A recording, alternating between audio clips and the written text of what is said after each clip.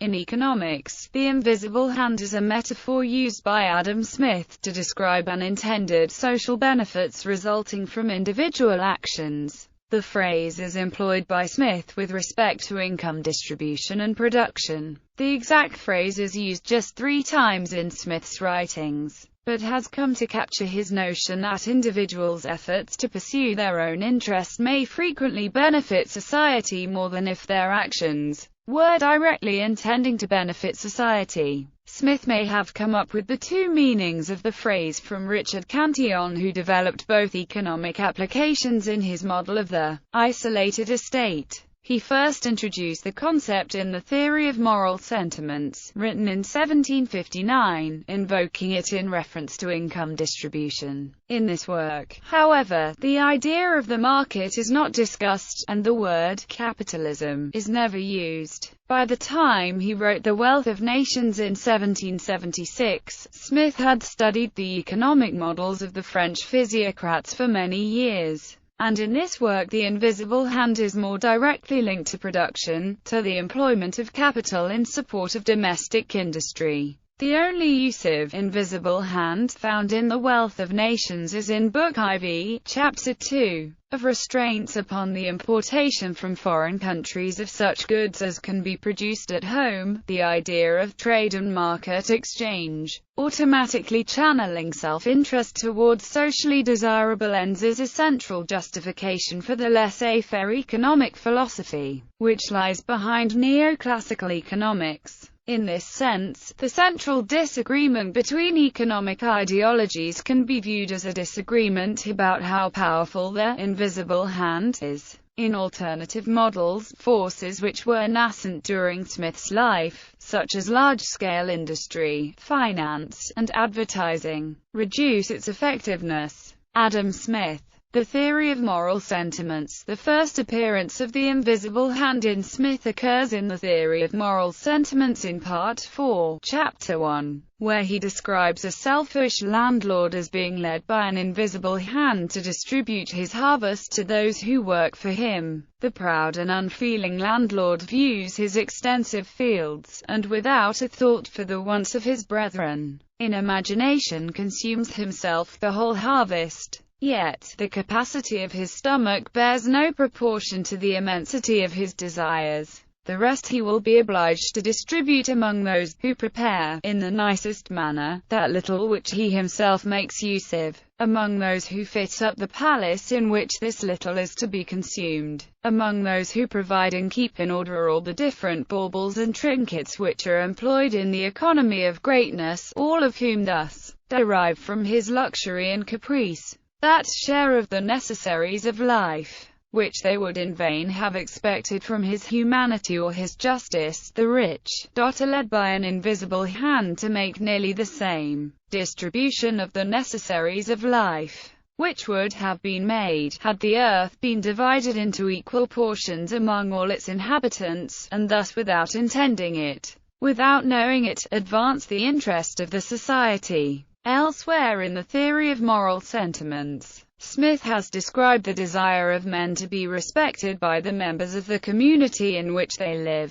and the desire of men to feel that they are honorable beings. The Wealth of Nations. The part of the Wealth of Nations which describes what future generations would consider to be Smith's invisible hand, ironically, does not use the term. The process by which market competition channels individual greed is most clearly described in Book 1, Chapter 7. Adam Smith uses the metaphor in Book IV, Chapter 2, Paragraph IX of The Wealth of Nations. But the annual revenue of every society is always precisely equal to the exchangeable value of the whole annual produce of its industry. Or rather is precisely the same thing with that exchangeable value. As every individual, therefore, endeavors as much as he can both to employ his capital in the support of domestic industry, and so to direct that industry that its produce may be of the greatest value, every individual necessarily labors to render the annual revenue of the society as great as he can. He generally, indeed, neither intends to promote the public interest, nor knows how much he is promoting it.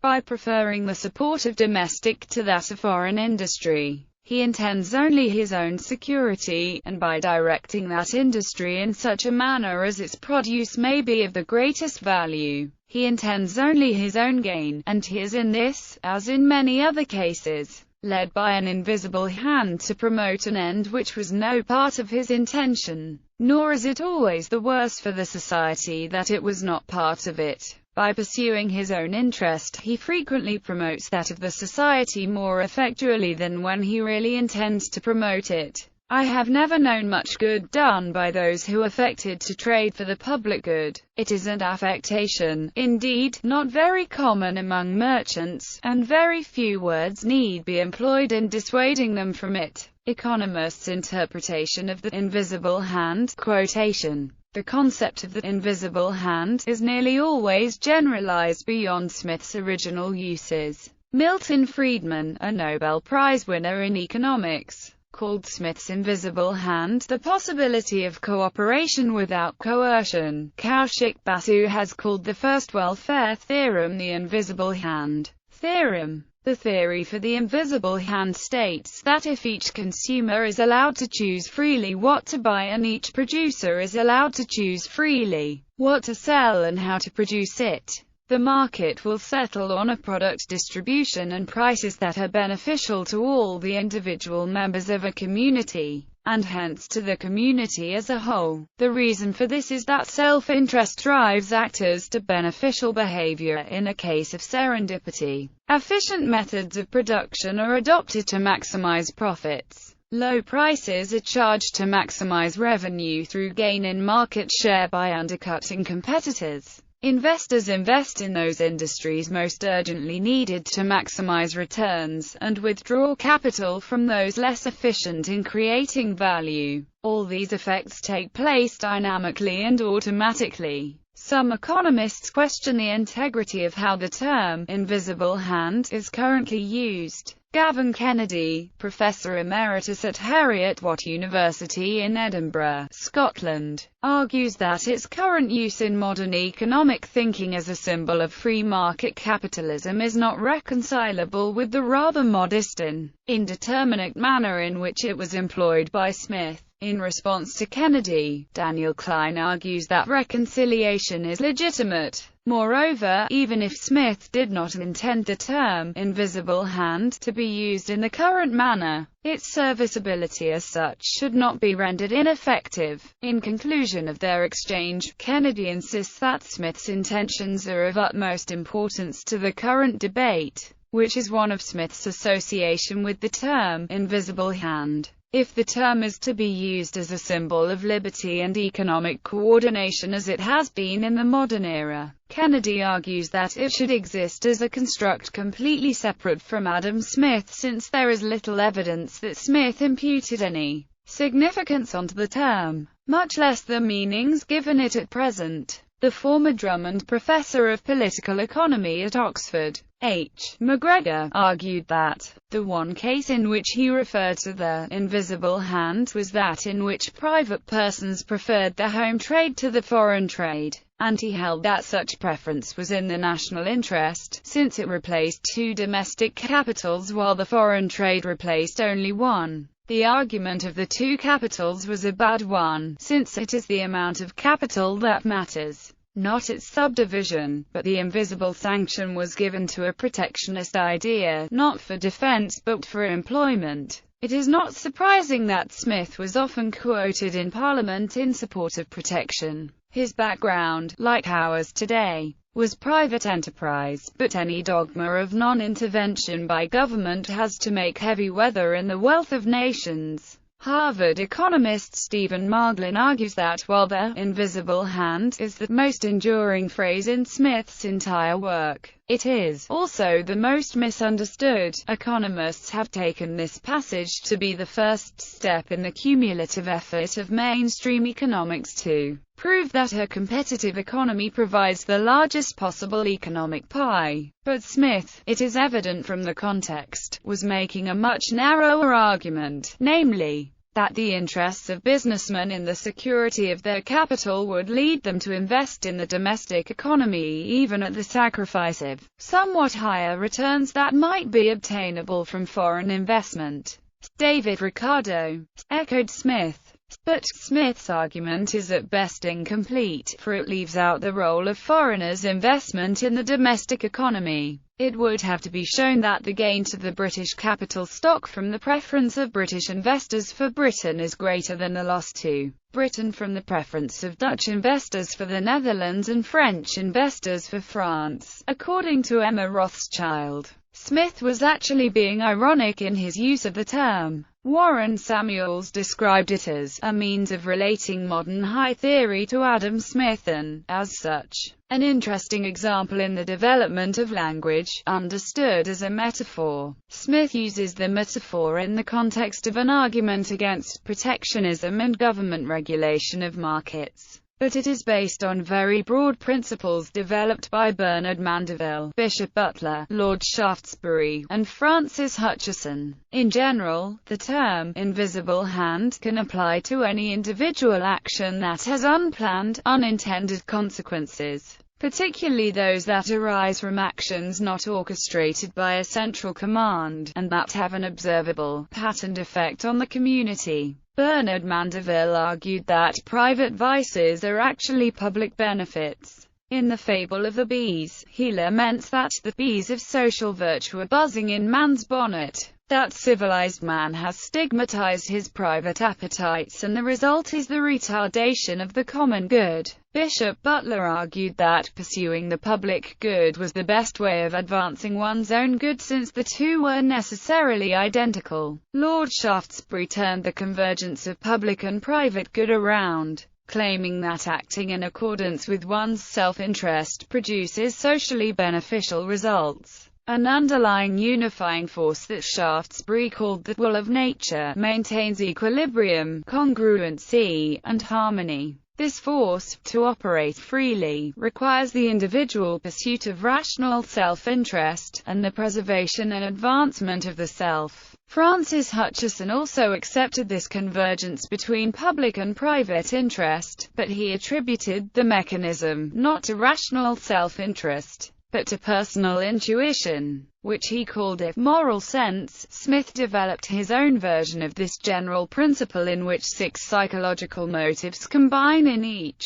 individual to produce the common good. In The Theory of Moral Sentiments, Volume 2, page 316, he says, by acting according to the dictates of our moral faculties, we necessarily pursue the most effective means for promoting the happiness of mankind, contrary to common misconceptions. Smith did not assert that all self-interested labor necessarily benefits society, or that all public goods are produced through self-interested labor. His proposal is merely that in a free market, people usually tend to produce goods desired by their neighbors. The tragedy of the commons is an example where self-interest tends to bring an unwanted result. Examples and arguments. Since Smith's time, the principle of the invisible hand has been further incorporated into economic theory. Eliacuto N. Walras developed a 4-equation general equilibrium model that concludes that individual self-interest operating in a competitive marketplace